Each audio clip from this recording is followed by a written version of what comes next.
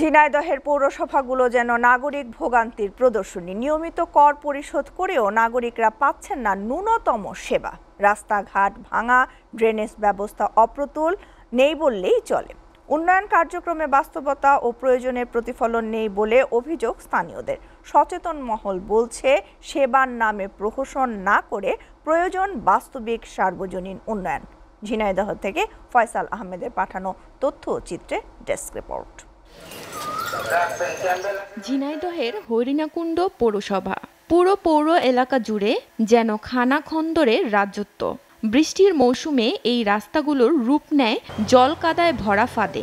পৌরসভার সামনে নেই সঠিক ড্রেনেজ, যা প্রশাসনের উদাসীনতার জ্বলন্ত প্রমাণ। মহেশপুর পৌরসভা একই দুর্ভোগের নাম। স্থানীয়রা জানান, বছরের পর বছর কোনো সড়ক সংস্কার হয়নি। বিদ্যুৎ থাকলেও অনেক স্থানে নেই সড়ক বাতি।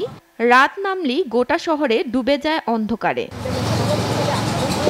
পৌরসভার পরিচ্ছন্নতা, বর্জ্য ব্যবস্থাপনা, পানি নিষ্কাশন ব্যবস্থা সবকিছুতেই চরম অব্যবস্থা। ৬টি পৌরসভার মধ্যে 5টি প্রথম শ্রেণীর, অথচ নাগরিক সেবায় নেই প্রথম শ্রেণীর ছাপ। নাগরিকরা বলছেন, ইউনিয়ন পরিষদের সেবাও যেন এর চেয়ে অনেক ভালো। গ্রামের ভিতর রাস্তাঘাট খুবই দুর্বল, মানে গ্রামের ভিতর রাস্তাঘাট ড্রেন নেই, পানি বেরোনো খুব সমস্যা। ড্রেন নাই, আপনার সমস্যা হয়, তার মান তুলনামূলক অনেক খারাপই বলা যায়। যে সেবার দরকার সেই সেবাগুলো একটাও মেলে না। আমাদের রাস্তাঘাটগুলো ভালো হওয়ার দরকার। চোখে ধুলা দিয়ে নয়, বরং টেকসই পরিকল্পনা ও বাস্তব ভিত্তিক উন্নয়নের মধ্য দিয়ে দিতে হবে নাগরিক সেবা, জানান সচেতন মহল। আমি সরকারের কাছে দাবি করব যে পৌরসভাগুলোতে যাতে সঠিক বরাদ্দ তারা পায়, এই বরাদ্দ নিয়ে যাতে দৃশ্যমান পৌরসভাগুলোর সঠিক উন্নয়নমূলক কর্মকাণ্ড যাতে হয় এবং সেগুলো যাতে দৃশ্যমান হয়। পৌরসভার উন্নয়ন কার্যক্রম সম্পূর্ণরূপে নিজস্ব অর্থায়নে পরিচালিত হয়। প্রশাসকদের নির্দেশনা দেওয়া হয়েছে বলে জানান স্থানীয় সরকার বিভাগ।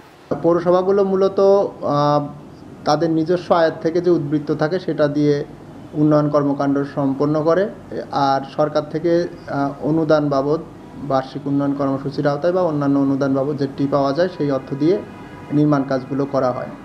বর্তমানে পৌরসভাগুলোতে প্রায় 3.5 লাখ মানুষ বসবাস করে।